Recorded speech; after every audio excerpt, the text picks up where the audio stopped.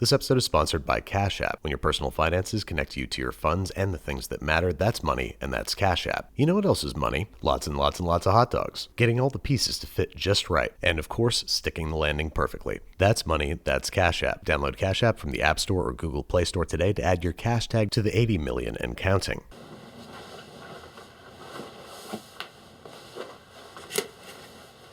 What are you doing? I wanted to eat a pig in a blanket. In a blanket. Hey, what's up, guys? Welcome back to Binging with Babish, where this week, like every week, I'm inspired by Kevin Malone from The Office, whose whispery blanket within a blanket consumption got me in the mood for pigs in a blanket, a finger food that you forget that you're obsessed with until you see a platter full of them at the party. Now, as you can see, I'm starting with some store-bought puff pastry. If you want to make your own puff from scratch, and I cannot imagine why you would, click the link in the upper right-hand corner right now. Otherwise, you want to roll this stuff out slightly to even it out and mend any weirdness. And if you're fortunate enough to have scored some cocktail-sized wieners, the only thing you gotta do is lightly brush down your pastry dough with a beaten egg, cut it down to wiener width, and commence to blanketeering. That is, roll up the little dogs until the pastry overlaps itself by about a ½ inch, cut it free, and press to seal shut. If you want to prevent your piggies from puffing peculiarly, you can sort of stretch and smear the piece of dough that's being overlapped, which will help prevent them from rolling over or exploding in the oven. Once everybody's good and blanketed, we're going to brush them down one more time again, this time on the exterior with a beaten egg, which is both going to give our pastry a lovely burnished crust and give us the opportunity to stick stuff to it. At the very least, you should hit it with some big crunchy chunks of salt, but here lies an opportunity for experimentation and self-expression. How about everything bagel seasoning, black sesame seeds, white sesame seeds, caraway seeds, poppy seeds, gochugaru, za'atar, pick your favorite spice, sprinkle some on there, and put it in the oven. Mine took about 20 minutes at 400 degrees Fahrenheit with no convection.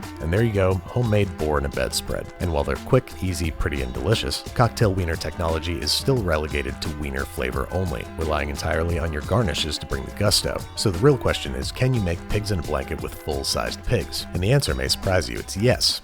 The answer is yes. You simply got to roll up the whole dog same way, snipping where there's an overlap and pressing to seal. Then, once everybody's ensconced, I'm going to run out of synonyms real fast here. Gentlemen, avert your eyes, because I'm here to snip tips. We're removing the excess for a nice clean aesthetic, but this is optional. Then we're slicing them into segments at least 1.5 inches wide because they're going to contract a little bit in the oven. Spread them out on a rim baking sheet just enough so they don't touch, brush them down, top them up, and bake same as before. 400 for about 20 minutes, rotating halfway through for nice even browning. So we can make pigs in a blanket with whole hot dogs, which means we can make them with anything. Breakfast sausage, Italian sausage, chicken apple sausage, chorizo, merguez, medish de bocha, any fully cooked sausage is yours to blanket. Just make sure that the sausage is very, very dry. You know the old saying, wet sausage makes for slippy piggies. Wrapping all these guys up and baking them off, same as before. So we've added a whole lot of flavor to the inside and outside of our pigs in a blanket, but what about the other side, which is what I'm calling sauce in this scenario? Sure, ketchup is awesome, but what about equal parts sriracha and ketchup? Sure, mayo's delicious and extremely healthy, but what about using it to make your favorite special burger sauce? Or the cocktail sauce I remember from my childhood, a mystifying combination of grape jelly and ketchup. Add a little red pepper jelly if you want to class up the joint. Just barely heat everybody together until they melt into a sauce, and there you have it, your 90s Super Bowl party is complete. Now the merguez is a little gamey, so a light,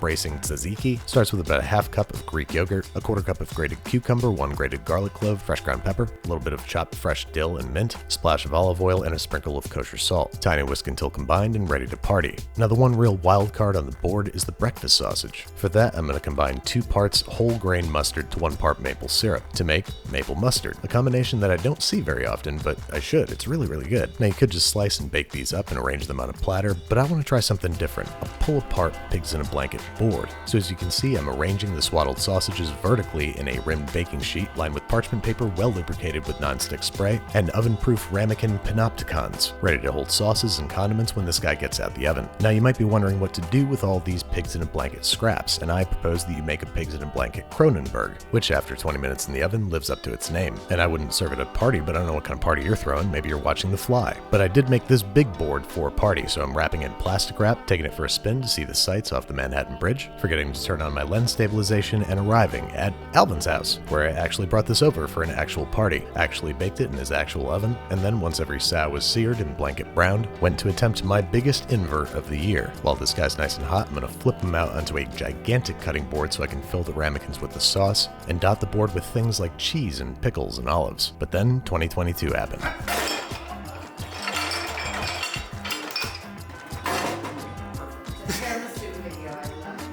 How hot are those? So maybe just bake up a whole bunch of these normal style and arrange after the fact. I'm going to try to line these up in a pattern that mimics the numbers 2023, kinda, and then fill every conceivable corner and crevice with different kinds of pickles, peppers, cheeses, chilies, and of course every mustard you can muster. The result is one of my new, very favorite things. Everybody's talking about charcuterie and butter boards. I present to you the piggy board, which I almost forgot I gotta eat a pig in a blanket whilst myself wearing a blanket. Happens to be very chilly in the studio today, so you're not gonna hear me complaining, but how's it taste? And, well, it's awesome. It's pigs in a blanket with every imaginable mix-in and modification. If you're throwing a party tomorrow, I hope you give this a try. Otherwise, have a happy new year, guys. Now I gotta try to bring this thing over to Sawyer's house without spilling it. Should be fun. Thanks again to Cash App. That's money, that's Cash App. Download Cash App from the App Store or Google Play Store today to add your cash tag 80 million and counting.